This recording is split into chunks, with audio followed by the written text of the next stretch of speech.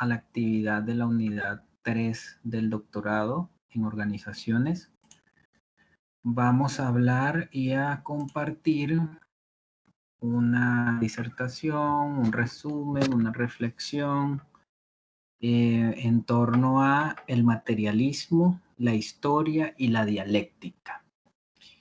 En este sentido, tenemos que comenzar por hablar un poco sobre el debate teórico y la respuesta de ciertas escuelas que aún no se separaban totalmente de la filosofía y del humanismo al reto que había representado el positivismo. Y por eso en este caso tenemos que hacer mención a Marx Horkheimer como fundador de la escuela de Frankfurt, ¿no? Como uno de los precursores.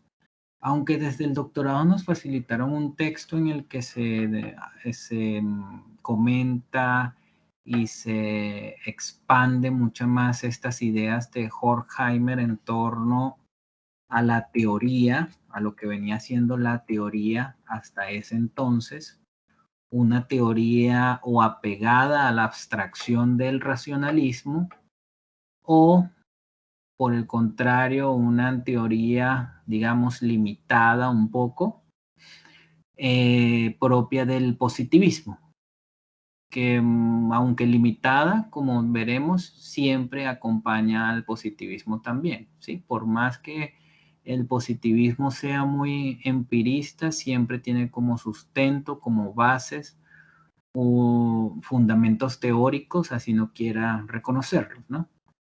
Y yo creo que hasta la misma ciencia hoy día reconoce eso. Todos sus avances, aportes descansan sobre los hombros de gigantes y esos gigantes son precisamente los elementos teóricos o las grandes teorías. Ese debate, esa sustitución, ¿sí? Algo que ya vimos en el curso anterior, en la unidad anterior, con el estudio del positivismo. Bueno, sin embargo, a pesar de lo valioso y extenso de ese texto, me voy a detener un poco en el discurso inaugural de Horkheimer a la escuela de Frankfurt en el año 1939, si no me equivoco. Y en este discurso, como les digo, sin abandonar el humanismo, pero tampoco rechazando totalmente los avances que estaba ocasionando la ciencia, Horkheimer señala que la escuela de Frankfurt tendría como objetivo, precisamente, entonces, combinar todos esos avances de la ciencia con una racionalidad práctica dirigida, como sus bases marxistas lo pretendieron siempre, a la emancipación del hombre. Entonces, como podemos ver, esa gran agenda investigativa tenía como una pretensión bastante amplia, como vemos acá esta primera idea, lograr un encuentro entre materia y espíritu, ¿no? Ese es como uno de los objetivos o el objetivo prioritario de la dialéctica, ¿no? Entonces lo podemos ver por allí.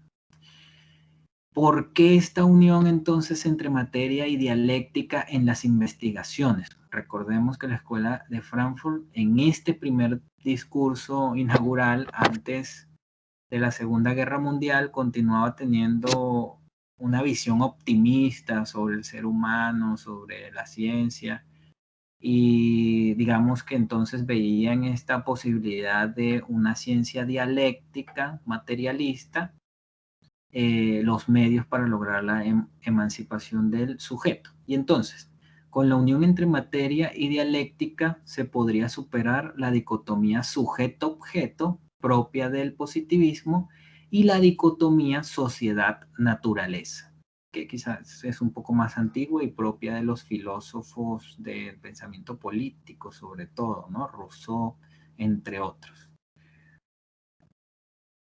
Bien. Tenemos también otra idea clave y es que el materialismo es propio de la modernidad y propia de las ciencias sociales. a diferencia del positivismo que ha demostrado ser propio de las ciencias naturales.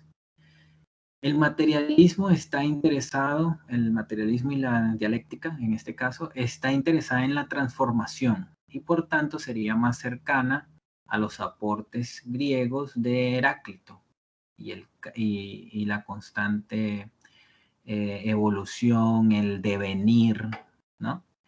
La dialéctica también hace parte del razonamiento práctico y por tanto es humana.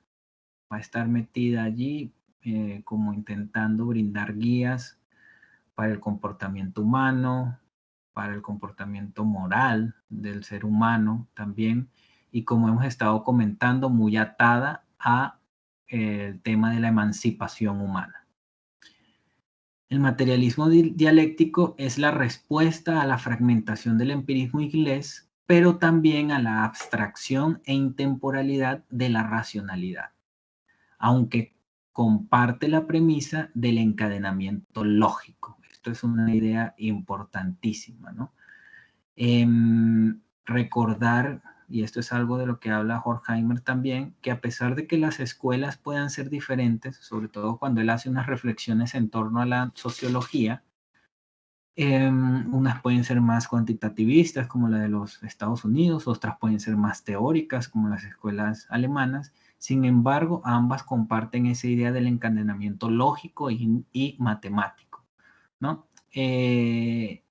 Entonces, eso para tenerlo aquí presente, porque es otra idea muy importante. Bueno, ejemplos actuales de autores que siguen abordando esto, pertenecientes también a la escuela de Frankfurt, pero generaciones más contemporáneas, podríamos citar el caso de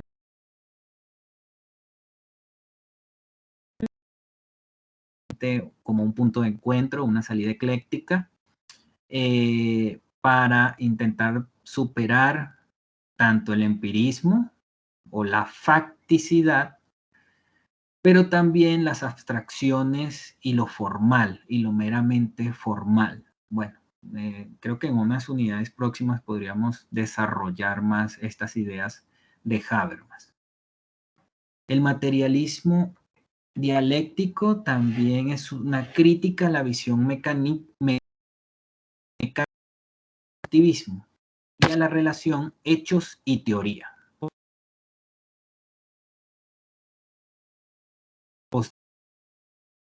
Bien, volviendo al tema de la importancia de la teoría y su función organizadora del conocimiento. Hasta el más empirista requiere de ella para progresar, algo que ya habíamos señalado anteriormente en la primera diapositiva. Y es que los hechos tienen un antes y un después, luego de mirarlos con la teoría, ¿no? De hecho, la teoría muchas veces es lo que nos permite comprender y en ese mejoramiento constante, permanente de las teorías, cada vez refinar más nuestros instrumentos para analizar la realidad social.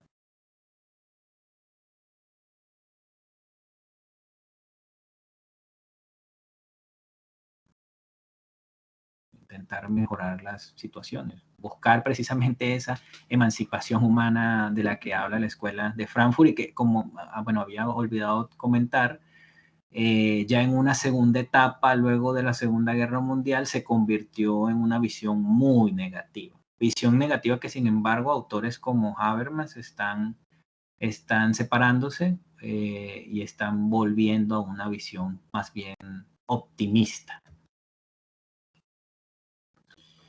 Bien, tenemos dos grandes tipos de escuelas dialécticas. En primer lugar, las estructuralistas y en segundo lugar, las del materialismo histórico. Ambas muy influenciadas por el marxismo como razonamiento práctico que buscaba la integración de la ciencia y la filosofía. Algo que, como les dije, recoge también Horkheimer. Olvidé comentarles eso. De hecho, Horkheimer, a la propuesta, todo el proyecto de la Escuela de Frankfurt no le llamaba per se ciencias o ciencias sociales en específico, sino que lo llamaba filosofía social. Entonces allí podemos ver ese influjo, esa importancia. El marxismo se constituyó en un materialismo, por tanto naturalista, pero no bajo el paradigma de la física. Entonces esta es una de las ideas en las que comenzamos a separarnos del paradigma tradicional, científico tradicional, que estaba muy apegado a las ideas de la física, ¿no? Hoy día muchísimos autores más bien nos convocan a acercarnos más bien a paradigmas un poco más flexibles, dinámicos, que reconozcan, por ejemplo, la complejidad social y por tanto más cercanos al mundo de la biología, ¿no? Por ejemplo. Y pues paradigmas nuevos, también podríamos hablar del paradigma de Boaventura de Sousa. En estos momentos no recuerdo bien el nombre, disculpen, lo voy a dejar en las notas, el cual podría ser también otro ejemplo para esta superación. Bueno, la mayor crítica al marxismo consiste en reducir la complejidad del mundo social o del mundo de la vida, como diría Jürgen Habermas en sus últimas obras. El marxismo lamentablemente terminaba eliminando la dimensión histórica y la naturaleza dinámica de los individuos. En términos de escuelas más cercanas a las que yo trabajo, como la teoría de la elección racional, sería negar la capacidad de agencia, ¿no?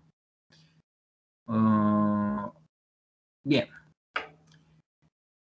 esos últimos comentarios que exploramos hacen parte de un gran debate, y es el gran debate entre estructuralistas e individualistas, o podríamos también llamarlos objetivistas y subjetivistas.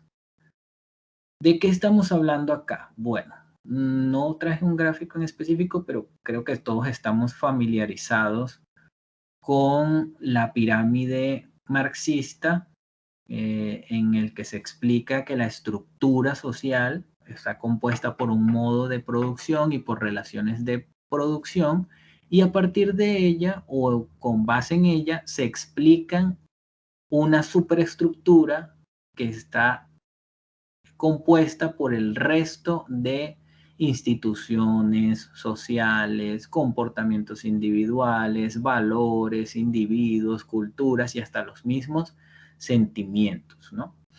Todo esto que por el contrario vendrían siendo el elemento subjetivo.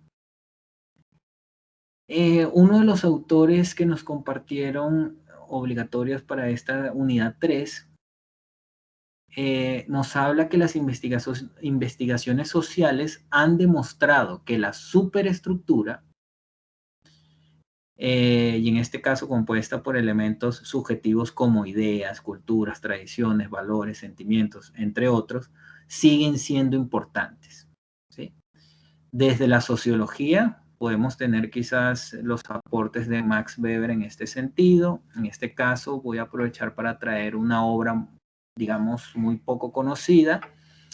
No son los textos clásicos de Weber de Economía y Sociedad, no es tampoco La ética de protestante y el espíritu del capitalismo, sino que traigo la biografía de Max Weber escrita por su esposa, Marianne Weber, y ella comenta algunas de las consultorías que realizó Weber para el gobierno